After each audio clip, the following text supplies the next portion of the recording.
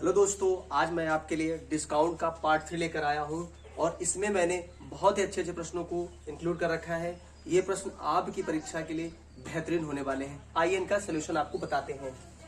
यदि चावल का मूल्य 20% कम हो जाए तो कोई व्यक्ति 100 रुपए में 2 केजी चावल अधिक खरीद सकता है, तो चावल का घटा हुआ मूल्य क्या है। सबसे पहले यहाँ पर बताया गया है कि 20% कम हो गया है। अगर ये 100% रहा होगा तो अब 20% इसको कम कर दिया गया है, तो ये बच कितना गया है, अब वो बच गया है 80। ठीक है, ये हमारी शुरू में होती है कीमत। ठीक है, ये शुरू में हमारी क्या होती है, कीमत। अब आप इसको कैंसिल कर लीजिए तो 20 पंचे 100 और 20 चौको 80। ठीक है, अब ये कीमत होती है तो मात्रा का अनुपात इससे जस्ट अपोजिट हो जाता है। ठीक है, मात्रा का अनुपात क्या हो जाएगा, 4:5। यानी पहले 5 थी, अब 4, यानी 4 से 5। 4 से 5 होने में हमारे पास कितना बढ़ा, 1।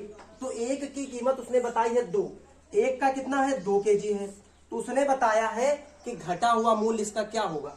तो 4 से 5 हुआ ये, यानी हमें 5 की वैल्यू चाहिए, तो 5 × 2 तो कितना हो जाएगा, 10। तो घटा हुआ मूल्य हमारे पास क्या हो जाएगा, 10 रुपए पर केजी होने वाला है। ठीक है, चावल के मूल्य में 20% की कमी होने से एक व्यक्ति 385 रुपए में 3.5 केजी अधिक खरीद लेता है, तो चावल का प्रारंभिक मूल्य बताओ। फिर से वही करेंगे हम।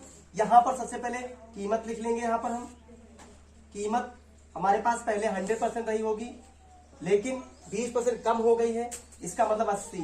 फिर से आज को काट लीजिए तो 20 पंचे 100, तो 20 चौको 80। ठीक है, अब मात्रा जो होगी, जो इसका रिवर्स हो जाएगा अनुपात, तो मात्रा हमारे पास क्या हो जाएगी, जो मात्रा हो जाएगी वो 4:5 हो जाएगी। हमसे प्रारंभिक मूल्य के बारे में पूछा गया, इसकी वैल्यू हमसे पूछी गई है कितनी, यानी 4 से 5 हो गया है, यानी 1 यूनिट की कीमत हमारे पास कितनी है, 3.5 केजी। 3.5 केजी 1 यूनिट की हमारे पास वैल्यू कितनी है, 3.5 केजी है। तो 4 की कितनी हो जाएगी, 4 की निकाल दीजिए, 3.5 तो कितना हो जाएगा, 4 पंचे 20, 4 ते 12 2 14, यानी कितना हो जाएगा, 14 हो जाएगा। लेकिन क्वेश्चन ने पूछा है प्रारंभिक मूल्य बताओ कितने पर केजी था, तो हम कितना लेंगे, 385 रुपए में कितना हमारे पास हो जाएगा, तो यहां पर लिख देंगे 385/14। कैंसिल कर, 14 दूनी 28, बचा कितना आपके पास, 10 बचा। 64 98, ठीक है, 64 98 और बचा आपके पास, तो यहां पर 27 पॉइंट कुछ रुपीज आपके पास हो जाने वाला है। अगला क्वेश्चन हमारा है, एक व्यापारी अपने सभी सामान पर 8% की छूट देता है, फिर भी 15% का लाभ कमाता है। यदि वस्तु 250 रुपए अंकित है तो वस्तु का लागत मूल्य क्या होने वाला है। सबसे पहले उसने बता दिया कि जो उसका मार्क प्राइस था वो 250 रुपए था। मैं कह सकता हूं इसका जो मार्क प्राइस यानी एमआरपी था वो कितने रुपए था, 250 रुपए था। ठीक है, 250 रुपए था। उसने कहा अपने सभी सामान पर 8% की छूट देता है, तो सभी सामान पर 8% छूट दी, फिर भी 15% का लाभ होता है। तो सबसे पहले यहां पर हमें क्लियर करना होगा कि जो डिस्काउंट दिया है वो कितना दिया गया था। तो सबसे पहले हम यहां पर क्या करेंगे, 8% की फ्रैक्शन वैल्यू लिखेंगे, 8/100। तो 4 दूनी 8, यहां पर कितना हो जाएगा, 25। यानी 25 पे उसने 2 रुपए का डिस्काउंट दिया है, इसका मतलब 23 कर दिया है। कितना कर दिया है, 23। तो अब उसने जो बताया ये मार्क प्राइस हमारा होता है, एमआरपी होती है, और ये हमारा होता है अब सेलिंग प्राइस होता है। उसने 25 की वैल्यू हमारे पास 250 बताई है, 25 की वैल्यू हमारे पास है 250, और 1 की वैल्यू हमारे पास कितनी हो जाएगी, 10 हो जाएगी।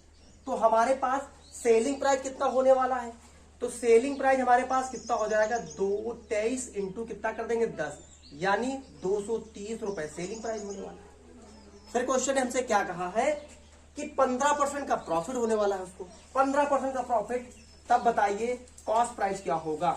तो यहां पर लिख दीजिएगा 15% की फ्रैक्चर वैल्यू क्या होगी, 15/100, तो 5 के 15, 5 दूनी 10, यानी 20 पर उसको 3 रुपए का प्रॉफिट हो रहा है, यानी 20 पर 3 रुपए का प्रॉफिट, यानी 23 की वैल्यू हमारे पास कितनी, 230 है।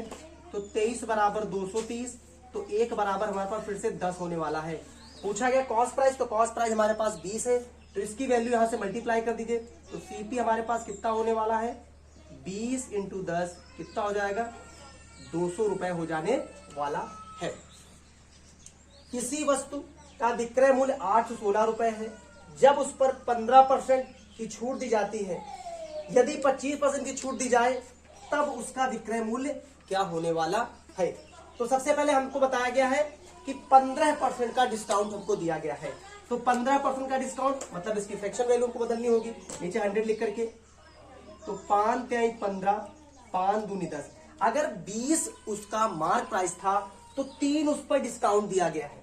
कितना डिस्काउंट, 3 डिस्काउंट दे दिया, मतलब 17, लेकिन एक्चुअल में 17 नहीं, उसने कहा 816, उसने कहा 816, तो यानी 17 की वैल्यू हमारे पास कितनी है, 816 होने वाली है।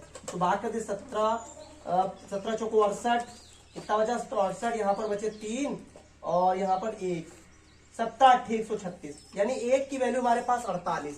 हमसे पूछा गया है सबसे पहले इसका मार्क प्राइस कितना होना चाहिए, तो एमआरपी हमारे पास कितनी हो जाएगी, एमआरपी हमारे पास 20 इंटू 48, तो 48 होगा 96, 960 रुपए, तो उसका क्या हो गया, वो हो गया मार्क प्राइस। लेकिन फिर से उसने जिक्र किया कि अगर मैं इस पर 25% का डिस्काउंट देता तो उसका विक्रय मूल्य क्या हो जाता, तो यहां पर सीधे सीधे विक्रय मूल्य निकाल देते हैं। सेलिंग प्राइस जब 25% का डिस्काउंट दिया गया था 960 पर, तो यानी 100% की वैल्यू है 25% का डिस्काउंट, मतलब इसकी फ्रैक्शन वैल्यू कितनी होती है, 3/4, तो 3/4 से काट दीजिए, तो कितना हो जाएगा, 240, 24 है 72, यानी उसका जो सेलिंग प्राइस रहने वाला है वो 720 रुपए रहने वाला है। अगला क्वेश्चन हमारा है कि एक दुकानदार प्लास्टिक के सभी खिलौनों पर 15% की छूट देता है, वह उन ग्राहकों को और 4% की छूट देता जो नगद भुगतान करते। किसी 200 रुपए के खिलौने के लिए ग्राहक को कितनी नगद राशि देनी पड़ती है, यानी जो ग्राहक लेने आया है उसको, यानी उसको खरीद मूल्य लेना है, वो कितना रुपया देगा उस जो भी दुकानदार है। तो कीमत कितनी है खिलौने की, हमारे पास 200 रुपए कीमत उसकी है। अब पहले उसने उस पर 15% का डिस्काउंट दिया, मतलब 100% अगर वैल्यू है तो 15% उसने कहता छोड़ दिया, यानी उसको उसने 85 में कर दिया, 85 बटे आप 100 लिख दीजिए यहाँ पर, ठीक है। फिर उसके बाद फिर उसने कोशिश की कि और इसको छूट दे दो, फिर उसने 4% की उसको और छूट दे दी, मतलब अब उसने उसको 96 में उसको क्या कहते पकड़ा दिया कि तुम इसको इसमें ले जाओ। 2 जीरो से 2 जीरो कैंसिल कर दो यहां से, ठीक है। तो यहां पर कितना हो जाएगा, 2 पंचे 10, 2 8 16 17 इंटू 96 अपान 100, तो 0 से 0 काट दो यहाँ पर, 17 6 का 102, 17 9 153, 10 कितने होते 163, और एक अंक बाद आप दशमलव लगा दीजिए, तो उसको कितने रुपए देने होंगे, ग्राहक को 163 रुपए 20 पैसे। ये था हमारे डिस्काउंट के पार्ट 3 के क्वेश्चन। अगर आपको चलो ये थे डिस्काउंट के हमारे पार्ट 3 के क्वेश्चन। ये क्वेश्चन आपके लिए चुनिंदा क्वेश्चन है। यदि आपको ये वीडियो पसंद आए और हमारा कंटेंट आपको अच्छा लग रहा है तो हमारे वीडियो को लाइक और चैनल को सब्सक्राइब करना ना भूलें। Thank you.